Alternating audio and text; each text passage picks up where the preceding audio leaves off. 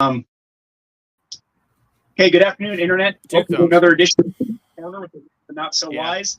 As you can see, something very different here. I've got somebody on a teleconference. I'm going to talk again about the fish prices and try to beat this dead horse a little bit. Here's down in Georgia. So, without further ado, Matthew, give us a real quick synopsis who you are and why you got a credible opinion on the matter. Yeah, thanks for having me. So I grew up in the Kiski, fished the east side set net fishery all my life. I have pictures of me when I was probably 4 or 5 holding fish and pitching fish and stuff like that. That's all I know for summertime, man. In 2016, I kind of started to see the writing on the walls for the Cook Inlet and specifically just the east side set netters, and decided to switch to Bristol Bay. Let's see, fished 16, skipped 17 because the price wasn't great, and regretted it because if I'm not mistaken, 17 was a huge year. 17 or 18, I can't really remember, and I just kicked myself for not going back. So I fished 19 and 20, missed 21 because I was here in Georgia, and then again I think 21 was another good year, and then 22 sucked. No, excuse me, I got my timeline all messed up. 22. No, I fished 22 and 23. And then last year was just a shot to the nuts, man, at a 50-cent base price. It hurt. But coming back this year, it was I was really close to not coming back. After talking with the wife about it for a little while and talking to my skipper, we found a good, not compromise, but I want to do it. It's not about the money for me.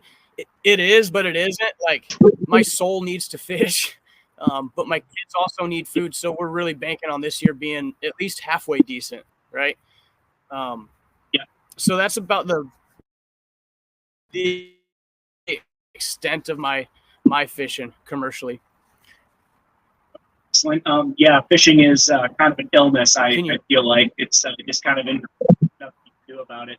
So, what do you think, in your opinion, having been around this industry for a long time, what happened to the fish price? Even with, we got hyperinflation right now, and for what they seem to be getting for premium fillets at the store, it really shouldn't have been this bad. Half the food probably what it's wanted. No, man, I don't know. Just honestly, for the last 5 years, I wanted to start a podcast and talk about stuff like just fishing, right? Because I love fishing. And it's like I have videos of my grandpa in the 60s saying that fish were going for $1.50 a pound. This was in Coho. But it's like it's insane. I don't know what happened, but if the business got bigger and the fishermen just stayed fishermen because that's what we do, more corporations, more corporate crap. I don't know, man. It's tough. I've heard skippers say before that you have to sock away money on the good years and just kind of take the bad years as your lumps, which is kind of, I'm not going to say it's beautiful, but it's like, that's why the people that have been coming up here for the last 50 years, that's why they have the character that they do, I think, is that they stick through the hard times, and they tell their kids that this is a part of fishing, and this is just kind of how it is. And now that this era of social media and this information is available to people, I really hope that your show pops off. I hope my podcast pops off. And there's one other Instagram page that a buddy of mine runs that I went to high school with called Commercial Cultures, and they put out tons of content. There's 320 million people in the United States, and you're telling me that we can't sell all the fish that are in the freezers right now that the processors have? Like, the information needs to be out there that this fish is, I mean, how good is it? You know, we eat it every other day on the boat. This is a high quality product that we're putting out, and we're still getting dog food prices for it. Yeah, that's something the other people I interviewed were talking about, like a little more transparency. Like, let's see the paperwork that you got on here, because, I mean, these are billion-dollar corporations. I mean, really going to put a dent in their pocket, like, you know, giving us an extra 25 cents a pound. I think the processor should take a turn losing some money, or not their margins, but, you know, they have shareholders to answer to, you know, et cetera, et cetera. But I get that, but the shareholders aren't making you money. The people down here picking the fish are. And what I was saying, like, I mean, okay, you had a bad year. That's just the way it is. Yep. Problem is that's why I'm getting out of it, or at least picking fish, is because, you know, like, so they have so many years of wear and tear, making a 16,000 share. More than I can make in town. It's a lot less wear and tear, and the wear and tear on equipment, et cetera. And it's a lot. So yeah, I mean, where do you go? Should fishermen be able to maybe fishing permit? You can't just fish it. You can't just buy and sell permits and try to make money on it. The state actually did a really good job of making it so corporations couldn't take over the fishing permits. But I mean, where do we go from here? What would be a solution here? Because, okay, cool, we have a bad.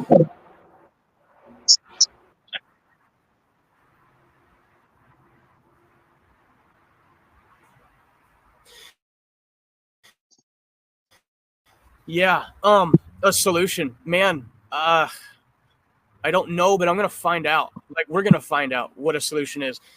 But I know what is not a solution. And I'm guilty of it. I had a good paragraph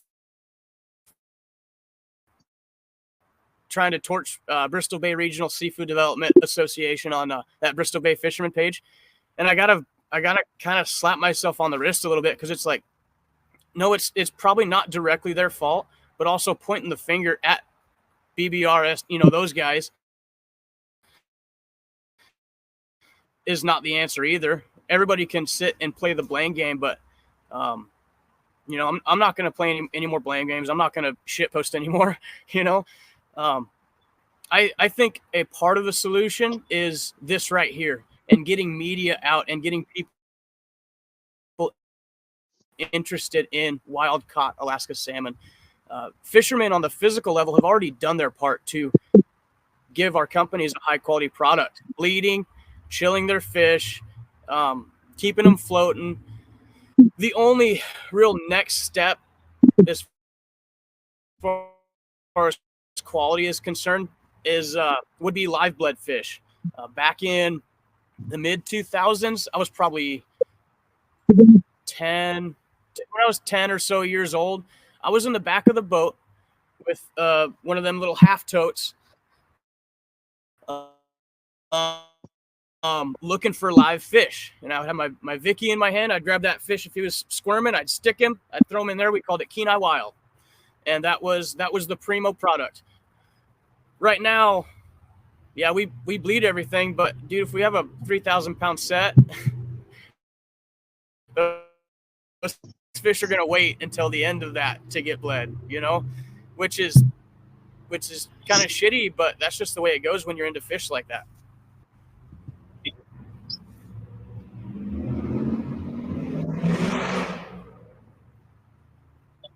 you said, I mean, they need to be been pretty good to make sure. There you are. You're cutting up a little bit. Could you rewind like 10 seconds? Okay. I was saying they need to be flopping, and their heart needs to be pumping still, because bleeding a fish that's got rigor mortis is just kind of a waste of time. It's not helping the quality of the meat, and there's nothing you can do about that when you're netting fish.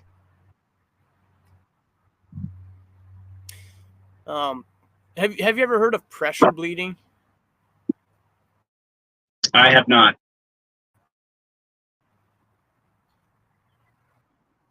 So I listened to, and this is what sparked me even more to start doing a podcast was I found like a podcast with somebody that was a skipper in um,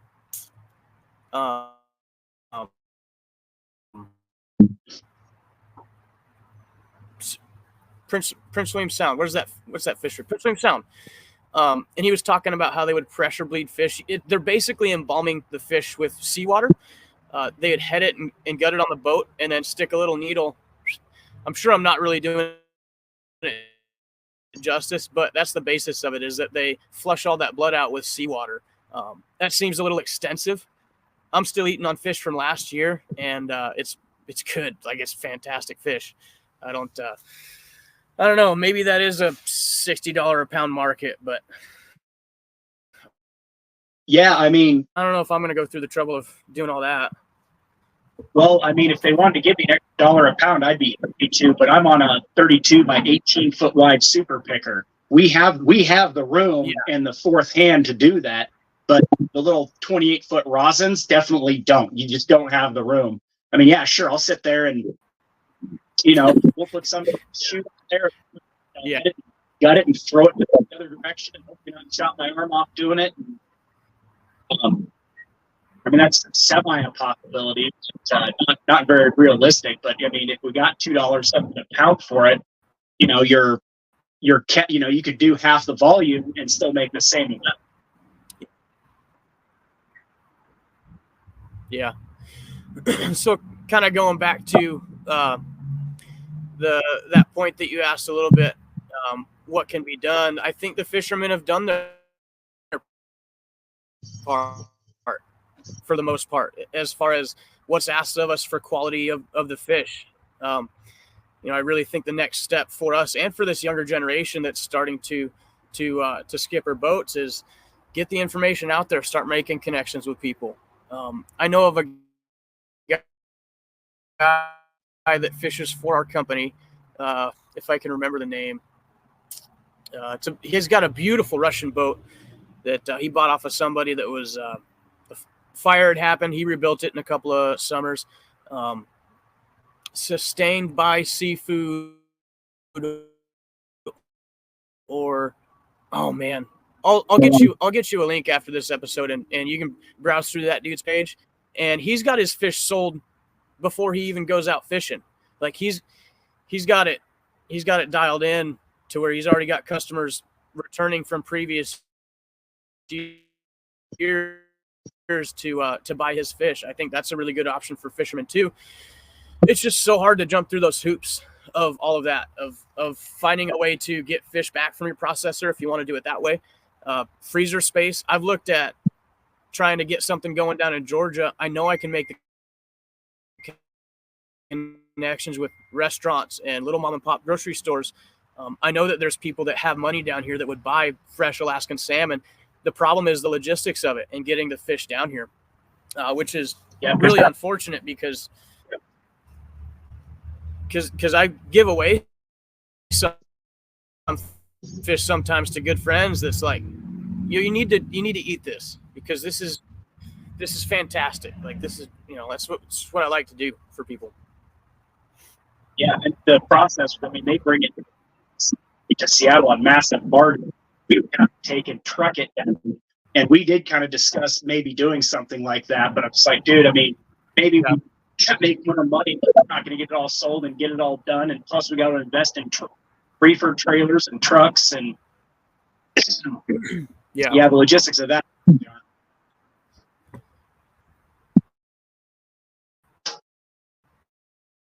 Yeah. But we keep coming back for the pain, it seems. Going forward, I hope this year's better.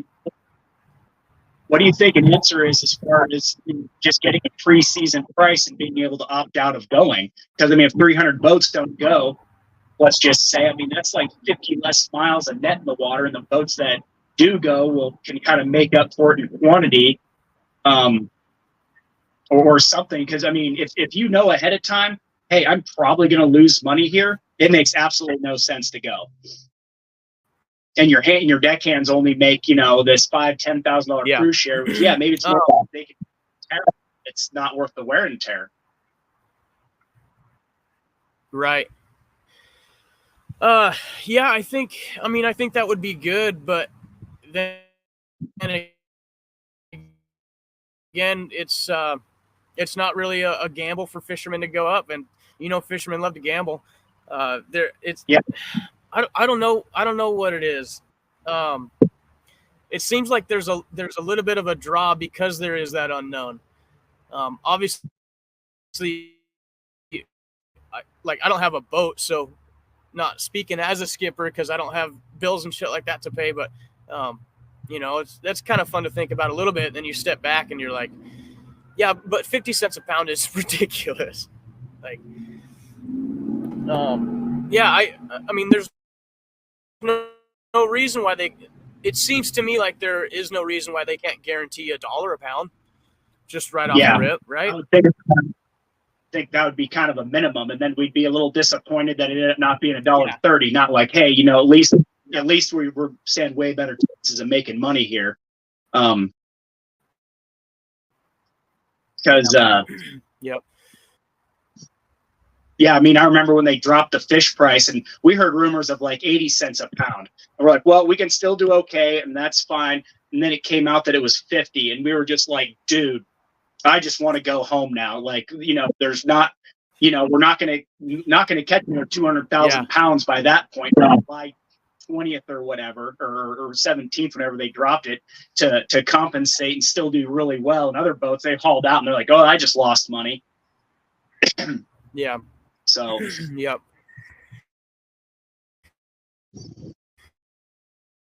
I did have a thought, and that's what kind of led me to go back this year, was that maybe enough fishermen won't put their boats in the water this year, and processors will be struggling to get fish, and that'll demand a higher price. Maybe, hopefully we're the lucky one, but who knows? Yeah. Well, I mean, there's legalities with the permits. You can't just not fish them. I don't think. But that's true. And well, I mean, part of the thing is too, we're on the end of 3 absolutely ridiculously high producing seasons in a row. And I mean, it's supply and demand. And then on a world economy basis, we got fish being dumped on the market by Russia. Apparently, they had a big fire sale on pinks, and it drives down the prices. I mean, there's so much more to it on a world scale than just what we got going on in Bristol, which is like half the world's red salmon. It's one thing government succeeded in doing and managing. No other fishery from the state is maintained. The rest of them have just changed. Yeah, I'm sure that's in the narrative. I'm sure that's in the narrative of a lot of the processors too, is that there was 3 monster seasons that they just haven't really recovered from, or been able to sell all the fish from. Hey, buddy. Yeah.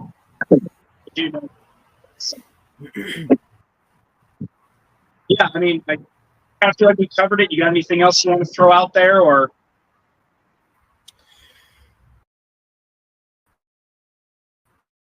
Oh man, I'm thinking, but we can for sure cut another one in the bay or something. I think that'd be fun. Cut another podcast in the bay. Yeah, it might be kind of fun to do it out on a boat. I'm going to take lots of videos and put them on my show for after I get back, because I'm going to be in a 5-week. Check out.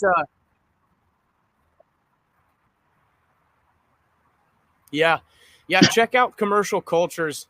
My buddy Caden and I think it's Caden and Luke that run it for the most part. They put out so much good content. Like I was saying earlier, man, I think the social media route and like getting people involved in the process of what it all takes to bring this stuff home, bring this fish home, is what's going to get people to buy it.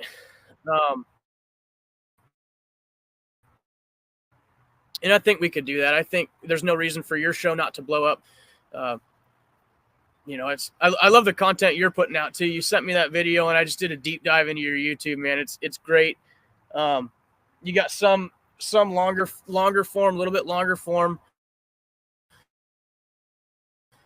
I listened to the one with, was it Shiloh? Yeah. Was that his name? Was that skipper Shiloh in the Chuck Norris? As soon as I heard Chuck Norris, I'm like, oh, I've seen that boat. I like that. Yeah. It's a good looking boat. Yeah, for sure. I helped build that one 2 years ago. So that's how I met Shiloh. So I went to work for him. Justin sent me to work for him. So I learned how to build a boat. So when we build this boat, I know what I like. But yeah, I do a very big variety of things on my show. I mean, I talk about doomsday projects, house building, doing basic man shit. I mean, I cover a lot of things, but I do try to get local. Local it's awesome, man.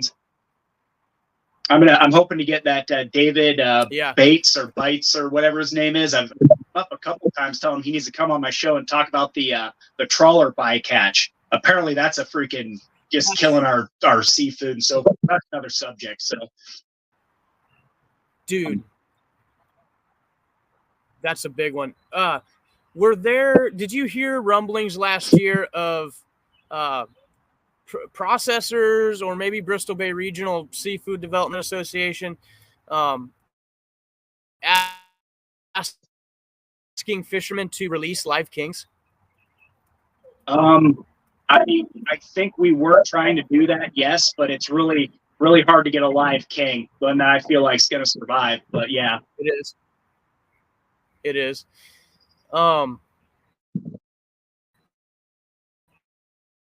And I cut a podcast with my dad a couple of weeks ago, and right a couple of days before that, he sent me this video. KPFA Eastside Set Netters, I think it is, on YouTube. And it's about 30 minutes long, and it's a really great little history lesson on what happens when sport fishermen try to control commercial fishermen. Usually they have a little bit more firepower in the ways of politicians and all that stuff. And one of the last-ditch efforts from the set netters specifically, because that's who was being really threatened to be shut down, was trying to release live kings because the king numbers were going down. And if you're wondering, I'm not doing anything weird down here. I'm petting my dog. If you see my hands moving in a weird fashion. But yeah, so after, and I didn't know. After I watched that video, I went, oh yeah, it was a last-ditch effort, dude. Bob Penny in 1988, I think, had this thing called Project Us.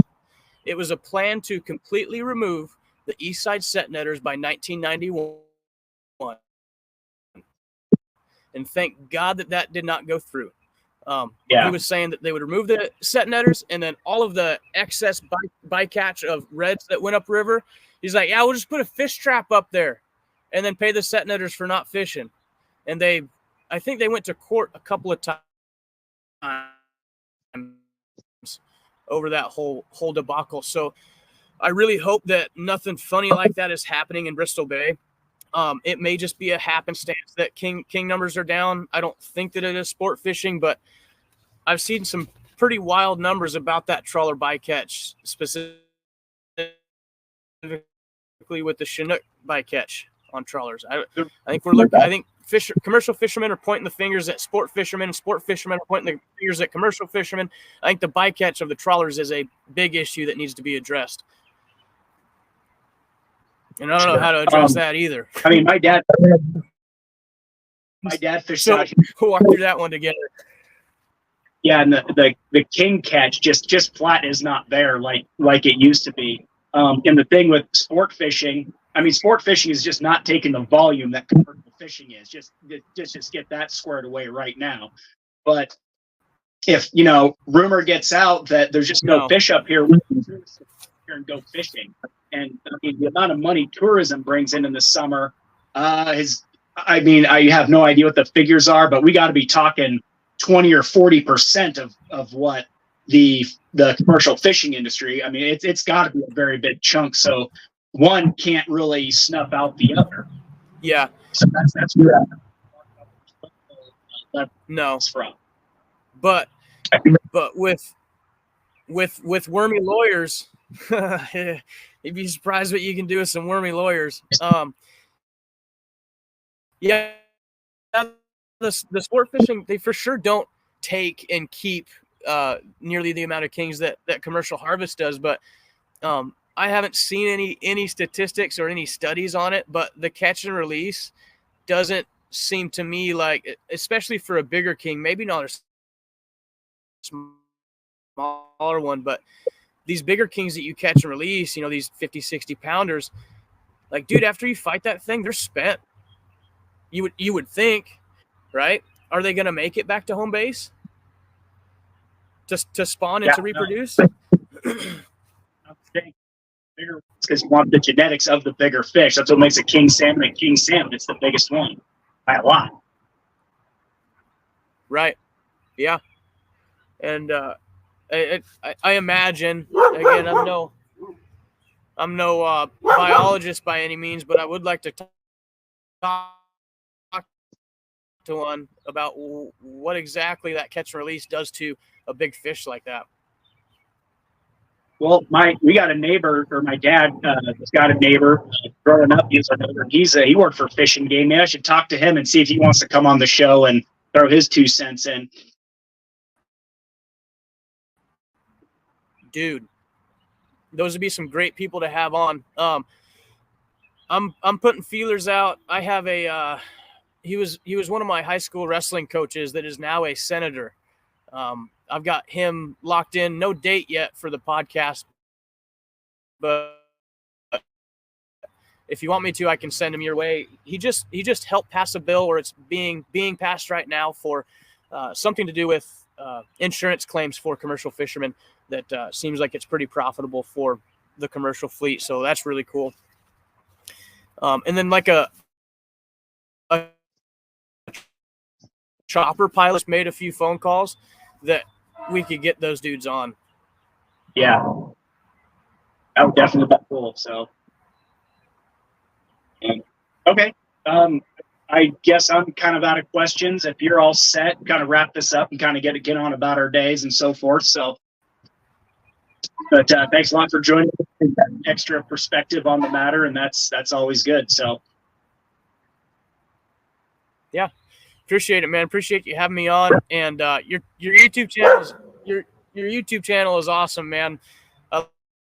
Like I said, I did a deep dive, and I'm a big fan.